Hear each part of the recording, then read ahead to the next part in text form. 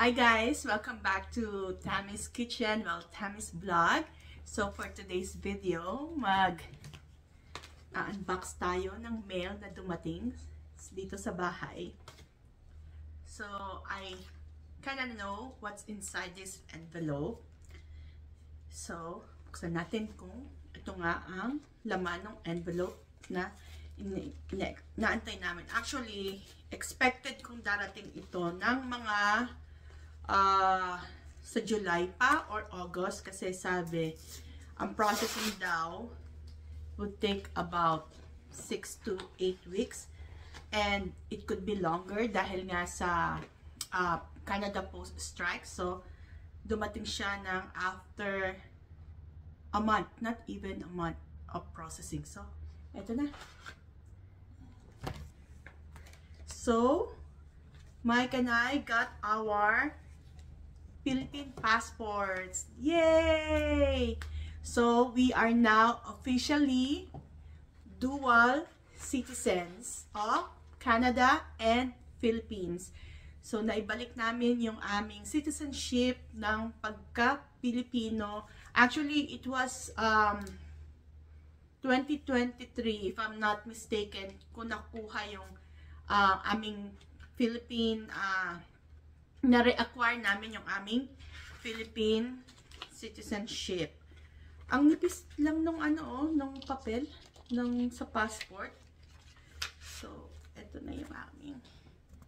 Ayan yung Philippine passport namin. Tapos, the Philippine passport. Ayan, so, salamin ko. This is good for 10 years. So, ayan. And then, ito naman yung aking Canadian passport na mag-expire na in 2 years. So, kung may mga nagtatanong sa inyo, paano ba mag-apply ng dual citizenship? Madali lang ba mag-apply ng dual citizenship? Yes, the answer to that question is yes. Madali lang po mag-apply ng dual citizenship. Okay. Mag-ano tayo, pabalik. So, ano ba yung dual citizenship or yung RA Republic Act of 9225, which is the Citizenship Retention and Reacquisition. So, sino bang eligible dito? Any former Filipino citizens who have been naturalized in another country, and any minor or any children under the age of 18, as long as they have Filipino parents. They can be also included sa applicant. So, kagaya ko, I was 15 or 16 nang makarating dito sa Canada, and I became a citizen at the age of 18, like Canadian citizen. And then we decided na magbalik sa pagiging Filipino citizen, i-reacquire yung citizenship ng Filipino, and the easiest way nga is ito, mag-fill up ng application form. So, pwede rin ang dual citizenship, it can also be acquired through birth. So, pag, for example, yung parents, at the time of birth ng anak nila, mga Filipino citizens pa. So, yung bata, yung anak nila is automatic na magiging dual citizen siya as long as kailangan lang na yung birth record ng bata ay mare-register sa nearest Philippine consulate or embassy, and then it will be registered sa PSA, and then PSA will issue a birth certificate ng bata. And then, pwede nang mag-apply ng Philippine passport yung bata. Okay? So, ayun nga. Sa case namin, nag-apply kami sa Calgary consulate. Paki-check na lang ninyo yung mga requirements sa mga consulate na malapit sa inyo. Kasi, although pare-pareho yung requirements na hinihingi, pero yung process is iba. I check sa Toronto and sa Vancouver, you need to make an appointment to complete, probably to complete or to file an application for the citizenship, for the reacquisition of the citizenship. However, dito sa Calgary, kinumpleto ko lang yung mga application forms, and then nagpadala ako ng bank draft na payment for processing, and everything was done or submitted through mail. Okay? And then, after, so yun na nga, in May 2023, I completed my forms. So, yung mga forms I need a PSA-issued birth certificate. Now, if you do not have a copy of the birth certificate, you can request a copy online sa PSA website. And for female na applicant, kagaya ko, I need to provide also a copy of marriage certificate. So, it has to be a PSA issued kung pinakasal sa Philippines. Or, if dito naman sa Alberta or in other provinces, kailangan ng marriage certificate from your registry. So, dito sa amin, nagpadala ako ng copy from the Alberta registry. And then, copy of your old Philippine passport. And then, a copy of your Canadian passport. Yung mga copy is yung mga front page kung nasaan yung information. Ayan, yun lang yung papasend nyo na copy. Okay? And then, you also need to send a copy of your citizenship card or your oath-taking certificate. And then, kailangan mo rin magpadala ng 3 copies or 3 photographs ng 2x2. At kung, for example, widowed na yung applicant, kailangan din magpadala ng either PSA issued, kung yung asawa ay namatay sa Philippines, or kung dito naman sa Alberta, from the registry ng birth certificate, ng death certificate. And if naman, kung halimbawa, divorce na yung babae, kailangan din niya magpadala ng kopya ng divorce decree o kaya naman yung court order ng annulment sa Philippines. Okay, ang fee to process the citizenship, reacquisition of citizenship is $77.50 per applicant. And kung gusto mo namang isama yung anak mo sa yung application, as long as they are under 18, it is $38.75. Mind you, aside from those, I also had to pay extra for notary ng change of name. Kasi nga, I'm married. So, nagkaroon ng change ng name ng Tammy Myla Macabasco to Tammy Myla Cervantes. Kahit na pinakita ko na yung marriage certificate, siningil pa rin nila ako ng $38.75 kasi daw meron daw name change. I'll show you a copy of my citizenship certificate. Honey, can you please get the oath-taking certificate? So, yon. Pagkatapos ko makumpleto yung mga application form na yon, yung PSC sa Calgary, wala silang in contact with you.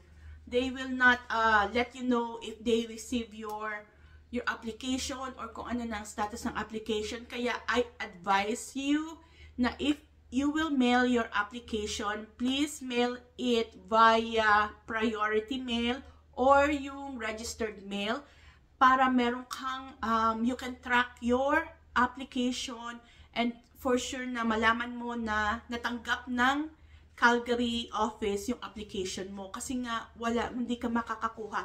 Unless, for example, meron kang missing sa application mo. Yun, magsasend sila sa'yo ng email. Pagka naman kumpleto, ang next email na matatanggap mo is your oath-taking schedule. So, wala akong in-schedule, wala akong binook sa Calgary. They did all the booking. So, ang initial na booking nila sa akin, so they contacted me ng September 2022. Basta, 2020, kailan ba to?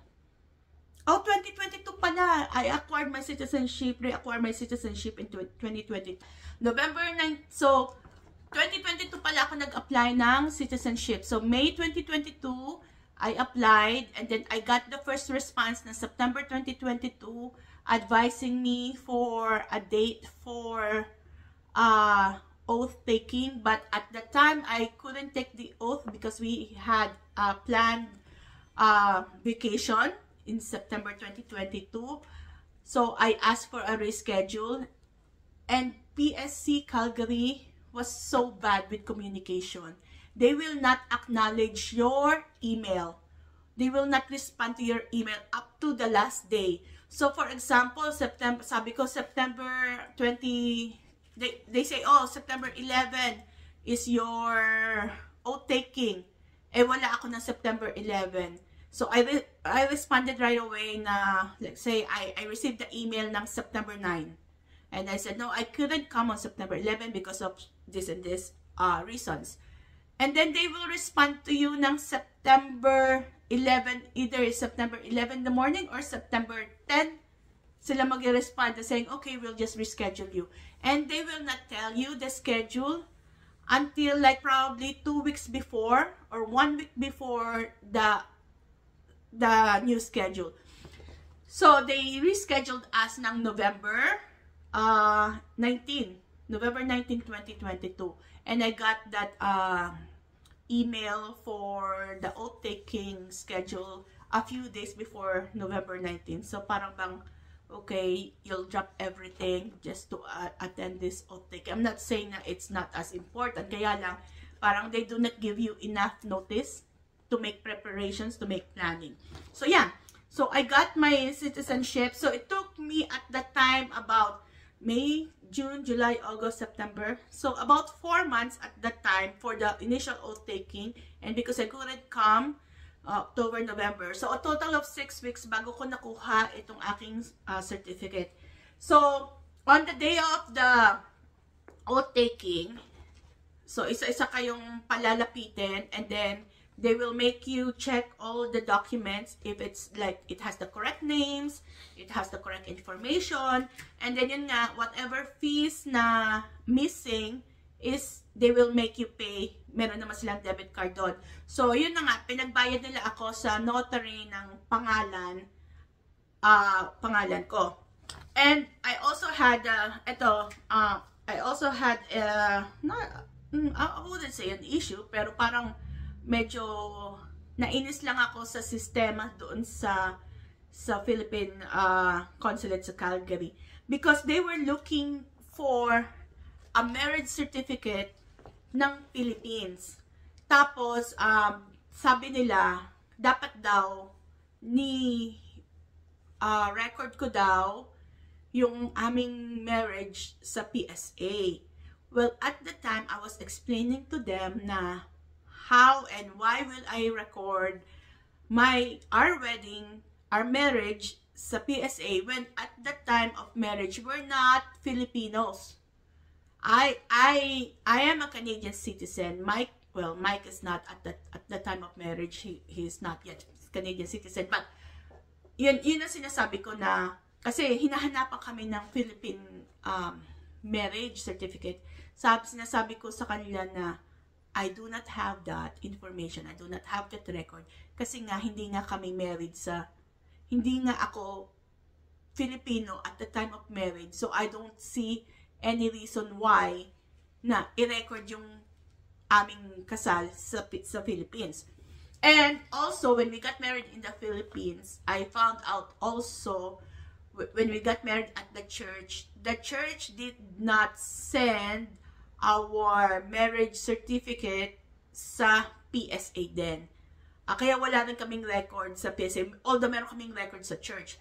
The reason being is because kinasal na raw kami dito sa Canada. Parang, hindi ko masyado kasi yung tita ko kasi nag-ayos niyan eh. Parang sinabi yata sa tita ko na hindi na kailangang i-register sa Philippines kasi kinasal na kami dito sa abroad and we're not Filipino citizens. Parang ganun yata yung reasoning.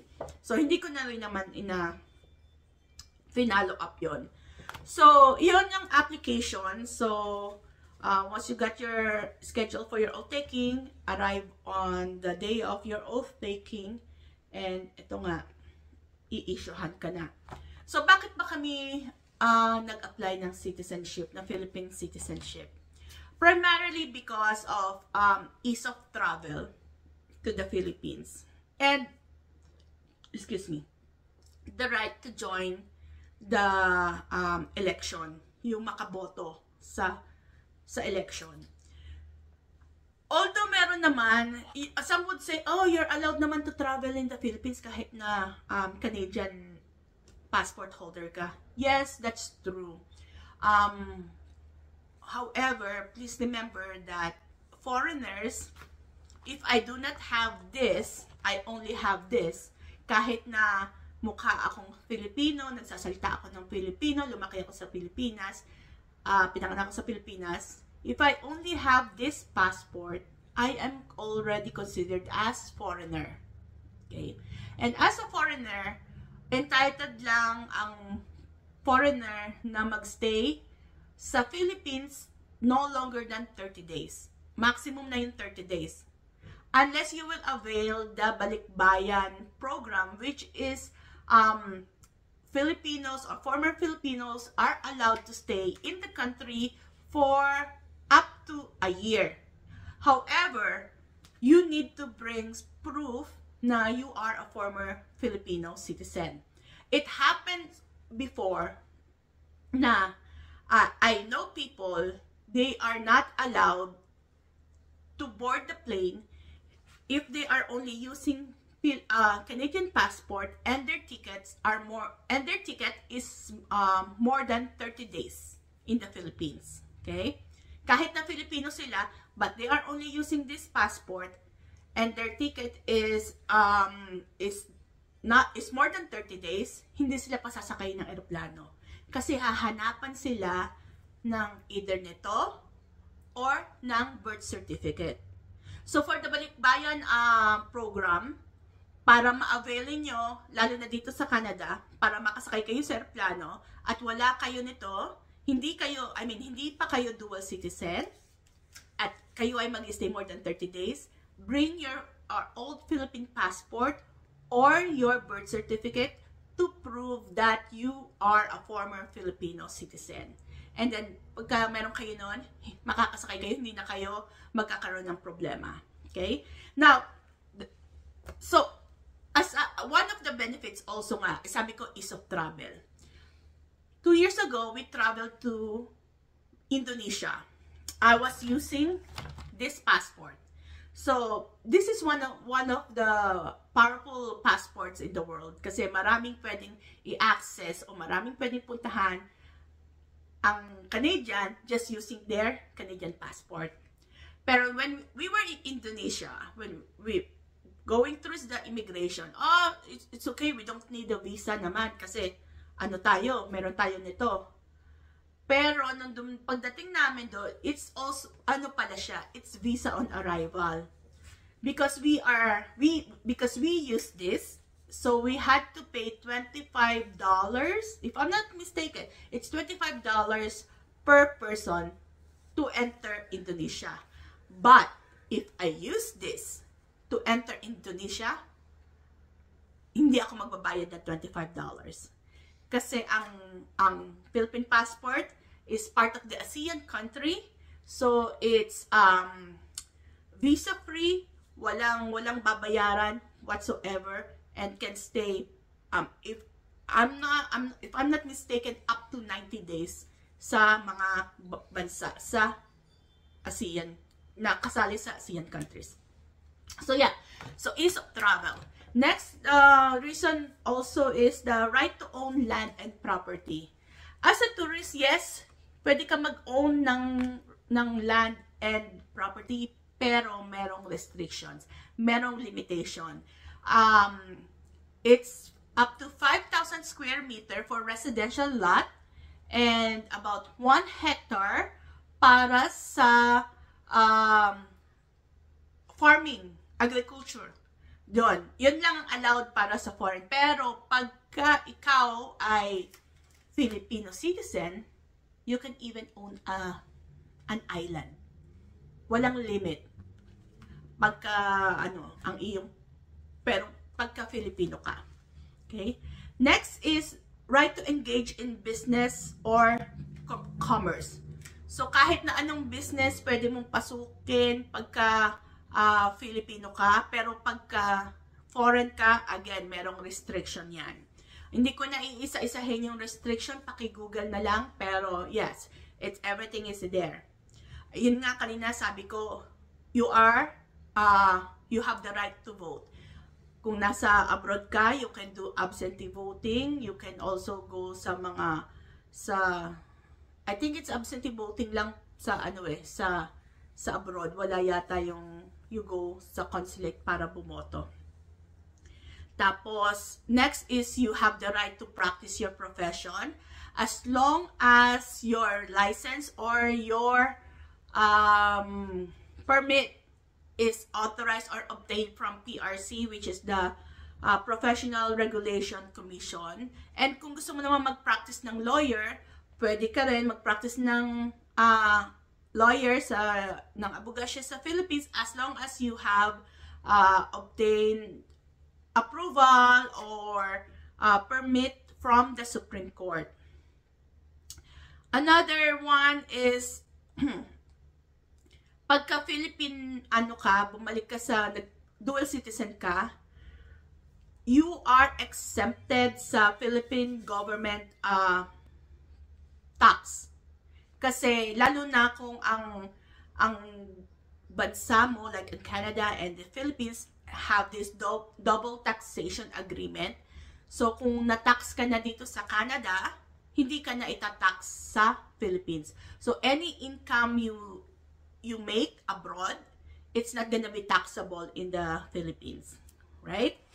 Next naman is another benefits also is access to social services, particularly sa mga senior citizens.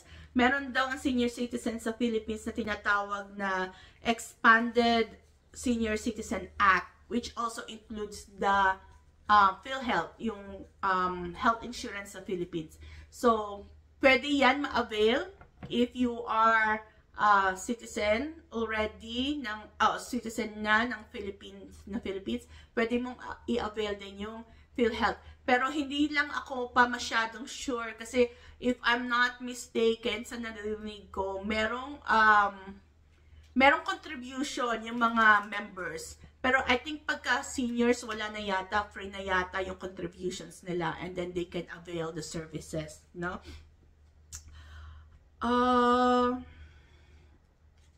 So what else? So those are the good things of being a dual citizen. Now, kung meron bang drawback pagka nag-dual citizen ka?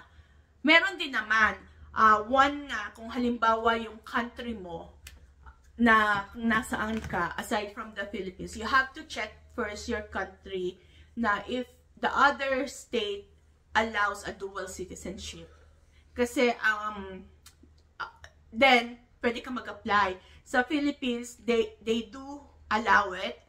So, kahit pa ilang dual citizenship well, not dual, kahit pa ilang citizenship meron ka. So, kung halimbawa American ka, and then, or Canadian ka, and then British, and then Philippines, then that's fine. But then, there are other countries, I think Japan, Singapore, China, they do not allow dual citizenship. So yeah, please check on your current country and then the Philippines if your current country allows for it. Ayun na nga, so another setback nga rin is yung double taxation as I mentioned earlier. Kung walang agreement between two nations, between those two countries, pwede kang matax ng this is not only in the Philippines, like in other countries also. Like, pwede kang i-tax ng country A and then country B kung saan ka nag-dual. Or pwede rin halimbawa sa Philippines, yung isang mong dual, tapos yung isang mong country is halimbawa country D. Okay? Pero walang agreement ang country D at saka ang Philippines for double taxation.